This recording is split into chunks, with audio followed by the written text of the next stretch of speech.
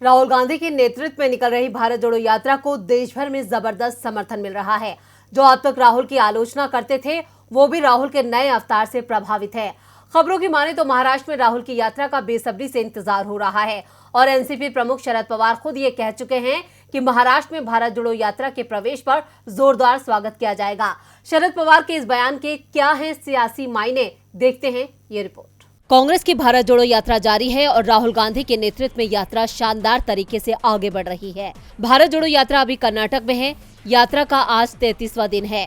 वहीं राहुल गांधी ने जब आज सुबह भारत जोड़ो यात्रा की शुरुआत की, इस दौरान उनके साथ हजारों कार्यकर्ता और नेता पैदल चलते दिखाई दिए और उनके समर्थन में नारेबाजी की। भारत जोड़ो यात्रा को दक्षिण में मिल रहे समर्थन से पूरे देश के कांग्रेस कार्यकर्ताओं में जोश है। आने वाले वक्त में भारत जोड़ो यात्रा कर्नाटक के बाद तेलंगाना पहुंचेगी। तेलंगाना के बाद यात्रा 9 नवंबर को महाराष्ट्र की सीमा में दाखिल हो जाएगी।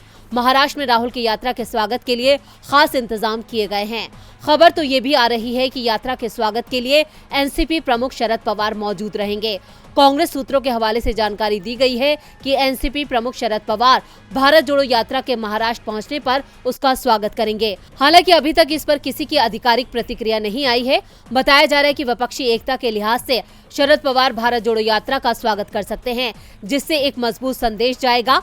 आपको बता दें कि नीतीश कुमार भी विपक्ष के नेताओं को एकजुट करने की कोशिश कर रहे हैं और इस सिलसिले में पिछले महीने उन्होंने दिल्ली में विपक्ष के नेताओं से मुलाकात की थी। 1.5 साल बाद लोकसभा चुनाव हैं और अगर शरद पवार भारत जोड़ो यात्रा का स्वागत करते हैं तो आने वाले लोकसभा चुनाव में कुछ नए समीकरण बन सकते हैं, जो बीजेपी के लिए खतरे की घंटी है।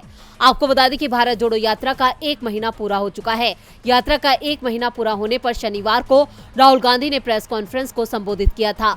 उस दौरान उन्होंने बीजेपी पर जमकर निशाना साधा था।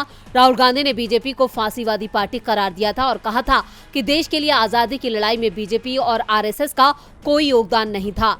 उन्होंने कहा था कि आरएसएस के लोग अंग्रेजों से मिले हुए थे और सावरकर को अंग्रेजों से स्टाइपेंड मिलता था। ऐसे में आने वाले 2024 के चुनाव में राजनीतिक तस्वीर पूरी तरह से बदल जाएगी। डीबी लाइव की रिपोर्ट।